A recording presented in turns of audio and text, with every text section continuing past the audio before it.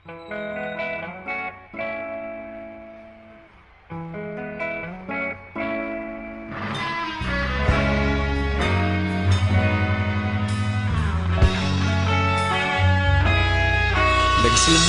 ang lahat sa eskwela, nagsama-samang 12, sa kalokohan at sa tuksuhan, hindi maawat sa isa't isa.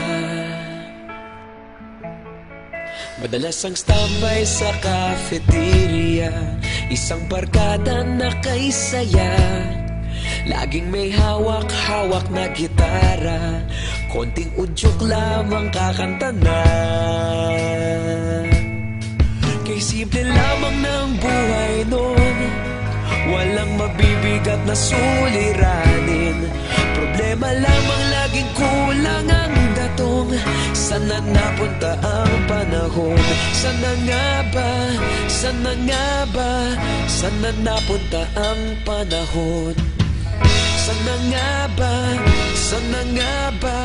Sana napunta ang panahon? Sa unang ligaw kayo'y magkasama, magkasabwat sa pambobola. Walang sikreto kayong tinatago, okay sarap ng samahang barkada. Nagkawatakan na sa kolehiyo, kanya-kanya na ang nilakaran. Kahit minsanan na lang kung magkita, pagkakaibigay hindi nawala. At kung saan na napadpad ang ilan, sa dating eskwela meron din naiwan. Meron pa ng mga ilang nawala na lang, nakakamiss ang dating samahan. Sana nga ba? Sana nga ba? Sana nga bang barkada ngayon?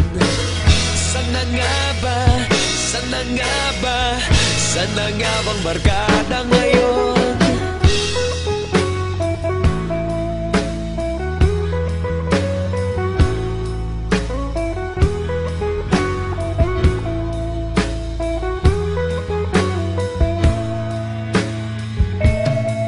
Ilang taon din ang nakalipas, wala pa sa aming tatay na nagsusumikap upang yumaman at guminhawang kinabukasan.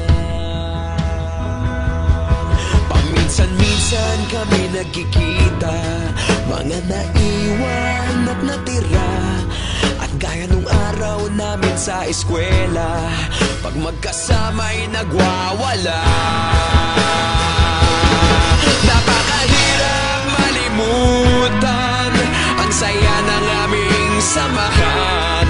Kahit lumipas ng ilang taon, magkabarkada pa rin ngayon.